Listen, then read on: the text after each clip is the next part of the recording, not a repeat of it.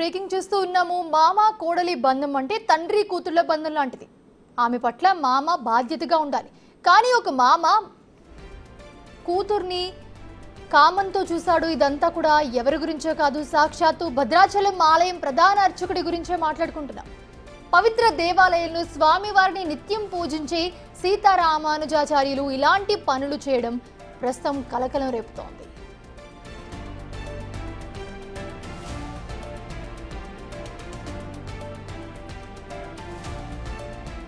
కోడలు ఆరోపణలతో సీతారామానుజాచార్యులు ఆయన కొడుకుపై సస్పెన్షన్ వేటు పడింది. వరకట్నంతో పాటు లైంగిక వేధింపులకు పాల్పడుతున్నారన్న కోడలి ఫిర్యాదుతో ప్రధాన అర్చకుడు పొడిచేటి సీతారామానుజాచార్యులు అలాగే అతని దత్తత కుమారుడు సీతారాంను ఆలయ ఈవో సస్పెండ్ చేస్తూ ఉత్తర్వులు జారీ చేశారు.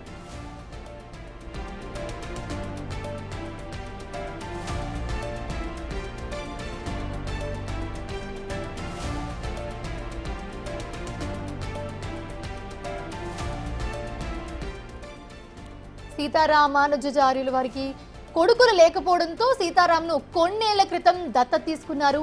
తాడపల్లిగూడెంకు చెందిన యువతితో 2019లో వివాహం జరిపించారు.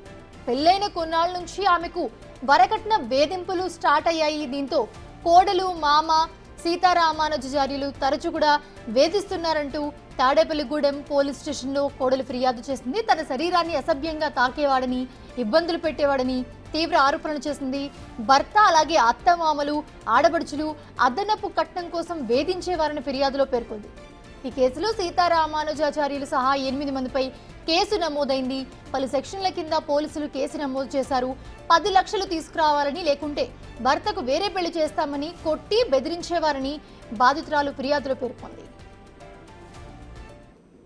మామగారి బిహేవియర్ అయితే అసలు ఏ ఆడపిల్లకి రాకూడదు. అట్లాగా ఏ ఆడపిల్లకి కూడా ఇలాంటి పరిస్థితి రాకూడదు. అంత దారుణంగా ఉంటుంది. ఎందుకంటే బయట అందరికీ కూడా నాకు 4వ కూతురు అని చెప్పేవారు.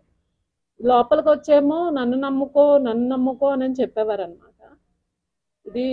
అది కరెక్ట్ కాదండి. ఇంకొకటి అన్నిటికంటే దారుణమైన విషయం, నాతోటి పిల్లల్ని కనాలి, అది చాలా తప్పండి. ఆ విషయం అనేది ఎవరైనా సరే ఖండించాల్సిందే. ఇలాంటి వాళ్ళని ఎంకరేజ్ చేయటం అనేది కరెక్ట్ కాదు.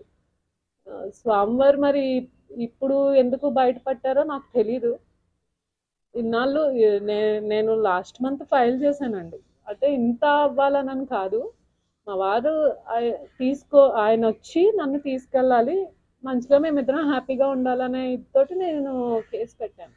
ఇంత రచ్చ చేయాలి అట్లా ఏమి లేదు నాకు. చూస్తూ ఉన్నాము. భద్రాచలం ప్రధాన అర్చకుడు సీతారామానుజాచార్యులకి మొదటి నుంచి కూడా వివాదాస్పదుడనే పేరుంది.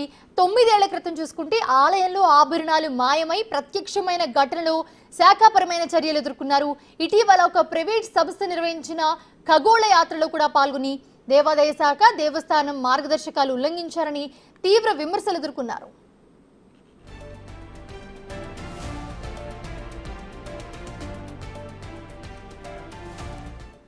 అంశానికి సంబంధించి మరిన్ని అప్డేట్స్ మా ప్రతినిధి భాస్కర్ అందిస్తారు.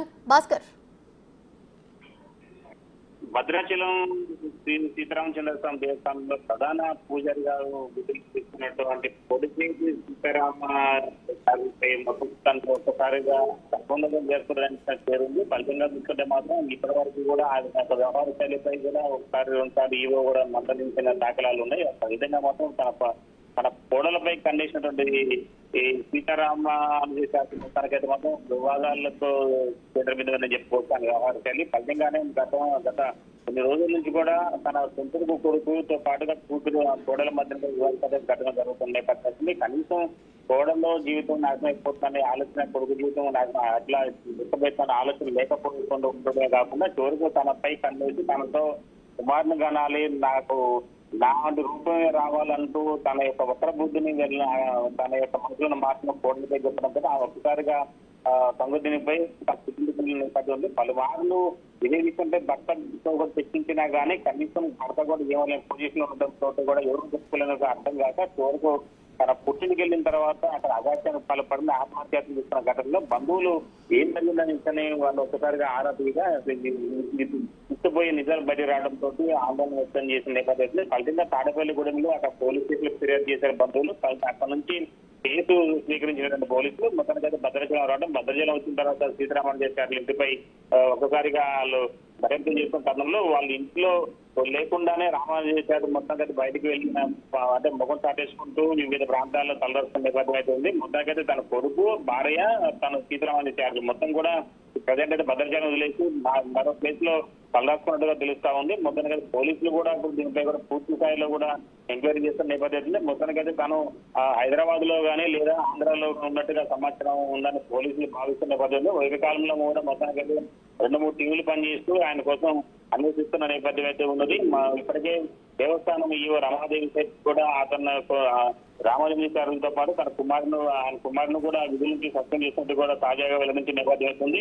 ఫలితంగా గతంలో కూడా నేను 9 ఏళ్ల క్రితం కూడా సీతాదేవికి సంబంధించిన పుస్తకాలు కూడా తమిళనాడు రాష్ట్రంలో అమ్మేందుకు కూడా ఆయన కార్యరూపం చేశారు. ఫలితంగా ఆయన పాలనలో ఆయన కారాగారానికి సంబంధించిన దానికి ఆయన ఇన్ఛార్జ్ ఉన్న తరుణంలో మొత్తానికైతే మాత్రం సీతాదేవికి సంబంధించిన నగలు కూడా చాలా వరకు ఆయన అసలు ఒరిజినల్ ను తీసివేసి తమిళనాడు రాష్ట్రంలోనూ కోయంబత్తూరు సైడ్గా తీసుకెళ్లి అట్లా అమ్మేందుకు ప్రక్రియ కొనసాగింది.